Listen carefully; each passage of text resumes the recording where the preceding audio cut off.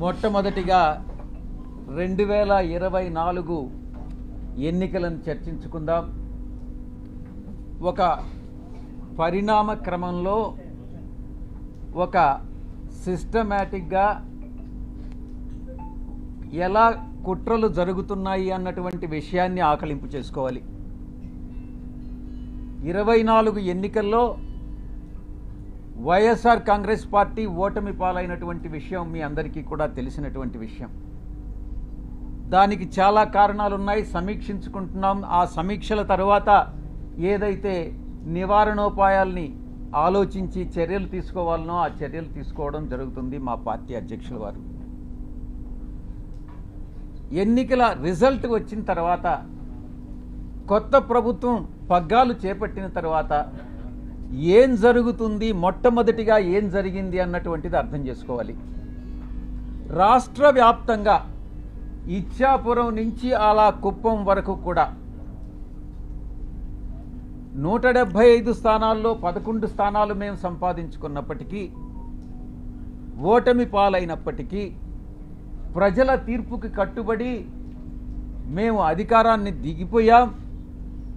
వచ్చినటువంటి కొత్త ప్రభుత్వం ఆ యొక్క పార్టీ యొక్క గూండాలు కానీ, రౌడీ ఎలిమెంట్స్ కానీ, ఆ పార్టీ యొక్క కార్యకర్తలు కానీ ఎలా దౌర్జన్యాలు చేస్తూ ప్రతి ఒక్కరిని, వైఎస్ఆర్ కాంగ్రెస్ పార్టీకి సపోర్ట్ చేసినటువంటి ప్రతి ఒక్కరిని ఇబ్బందులకు గురి చేస్తూ, తీవ్రంగా కొడుతూ, కుటుంబాలను నాశనం చేస్తూ, రేపులు చేస్తూ, ఈ రకమైనటువంటి అకృత్యాలకి చట్టం అనే దాన్ని పరిగణలోకి తీసుకోకుండా పోలీసులు ఏం చేస్తారులే, మాకు అధికార పార్టీ యొక్క సపోర్ట్ ఉంది అన్నటువంటి ఒకే ఒక కారణంతో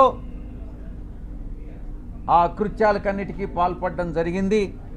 కొన్ని కుటుంబాలు కాసేపు నిశ్శబ్దంగా ఉండండి, ఎవరైతే ఇష్టం లేదో ప్రెస్ కాన్ఫరెన్స్లో వాళ్ళు వెళ్ళిపోవచ్చు. ఇలా కొన్ని ఊర్లలో ఉన్నటువంటి కుటుంబాలు ఊర్లు వేరే ప్రాంతాలకు తరలి వెళ్ళినటువంటి మనం పరిస్థితులు చూసాం. ఇంతటి దారుణమా ఇదా మీరిచ్చేటటువంటి ప్రజాస్వామ్యబద్ధమైనటువంటి పరిపాలన అని నేను ప్రశ్నిస్తా ఉన్నా. ఇప్పుడుండేటటువంటి అధికార పార్టీ ఎన్నికలకు ముందు ఎన్ని రకాలైనటువంటి హామీలు ఇచ్చింది ఒక్కసారి ఆలోచించుకోండి. సూపర్ 4 అనని, సూపర్ 6 అనని, మేము చట్టబద్ధంగా పరిపాలిస్తామనని, మేమేదో చట్ట వ్యతిరేకంగా పరిపాలించామనని, ఏది ఏమైనప్పటికీ ప్రజల తీర్పును శిరసావహించాం. ప్రజలందరూ కూడా గమనిస్తూ ఉన్నారు. తప్పకుండా ఈరోజు ఈ యొక్క పరిపాలన, ఈ ఒక్క నెల రోజుల్లోనే ఈ యొక్క ప్రభుత్వం చేస్తున్నటువంటి రాక్షస పాలన ప్రజలందరూ కూడా గమనిస్తూ ఉన్నారు. తప్పకుండా ఇది పతనానికి, ఈ యొక్క ప్రభుత్వ పతనానికి నాంది పలుకుతా ఉన్నారు. వాళ్లే నాంది పలుకుతున్నారు అన్నటువంటి విషయంలో సందేహమే లేదు. ఇక రెండవ అంశం, ఎవరైతే నాయకులు ఉన్నారో వైఎస్ఆర్ కాంగ్రెస్ పార్టీ నాయకులు, వాళ్ళందరి మీద బురద చల్లడం. ఆ బురద చల్లడంలో కూడా ఒక క్రమంలో, ఒక క్రమబద్ధంగా, అన్ని వాళ్లకు ఉన్నటువంటి వసతులన్నింటినీ ఉపయోగించుకొని బురద చల్లేటటువంటి కార్యక్రమం, ఆరోపణలు, నిరాధారమైనటువంటి ఆరోపణలు చేసేటటువంటి కార్యక్రమం చేపడతా ఉన్నారు. ఇదంతా పద్ధతి ప్రకారమే జరుగుతూ ఉంది. నేను ఒక్కటే చెప్తా ఉన్నా, ఎవరైతే ఈ నిరాధారమైన ఆరోపణలు చేశారో, ఎవరైతే నా పేరు ప్రతిష్టలు దెబ్బతీసేదానికి ప్రయత్నించారో, వాళ్ళు ఎంత పెద్దవాళ్ళైనా, ఏ పార్టీకి చెందినటువంటి వాళ్ళైనా, అది మా పార్టీలో వాళ్ళైనా కావచ్చు, అధికార పార్టీకి సంబంధించినటువంటి వాళ్ళైనా కావచ్చు, వదిలే ప్రసక్తే లేదు అని నేను ఘంటాపదంగా చెప్తా ఉన్నా. ఇక ఎవరైతే ఈరోజు ఇంకొక విషయం కూడా చెప్పాలి మీకు. ఎవరో ఒక వ్యక్తి, ఇద్దరు మోటార్ సైకిల్ మీద నిన్న విజయవాడకి మా ఇంటికి వచ్చారట. ఆ ఫోటో కూడా వీడియోలో రికార్డ్ అయింది. వీడెవరో తెలుగుదేశం పార్టీకి చెందినటువంటి ఒక లేడీ, ఒక పురుషుడు.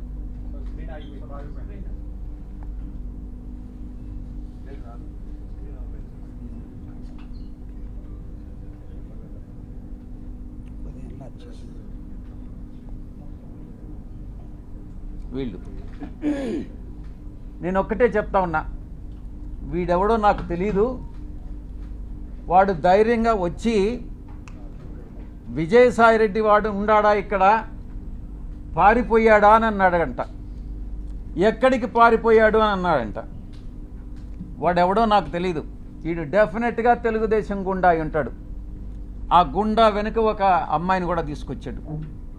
నేను ఒక్కటే చెప్తా ఉన్నా, ఎవరైనా కూడా, నేను ఈరోజు ఇక్కడ వచ్చాను, నాకేం సెక్యూరిటీ లేదే, ఏ ఒక్క పోలీసు నా దగ్గరికి రాలేదే, నాకు పర్సనల్ సెక్యూరిటీ కూడా లేదే, నేను ధైర్యంగా వచ్చా.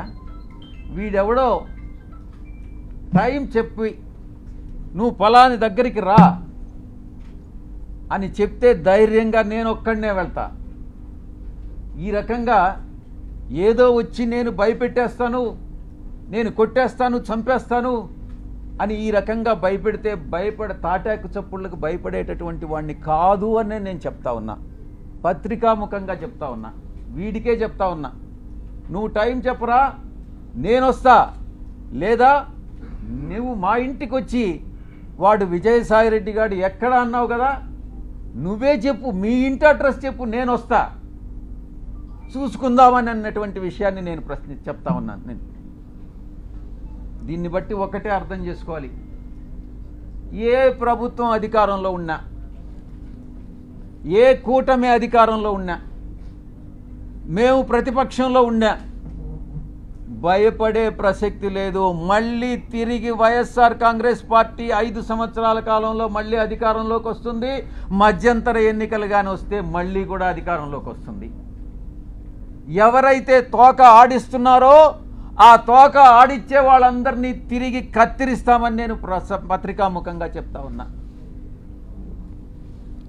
ఇక బాబాసాహెబ్ అంబేద్కర్ గారు రాజ్యాంగాన్ని రూపొందించినప్పుడు రాజ్యాంగ రూపకర్త 4 స్తంభాల్ని నిర్మించారు. 1 పార్లమెంటు, 2 బ్యూరోక్రసీ, జ్యుడిషియరీ, ఆ తర్వాత మీరు 4th పిల్లర్ ప్రెస్.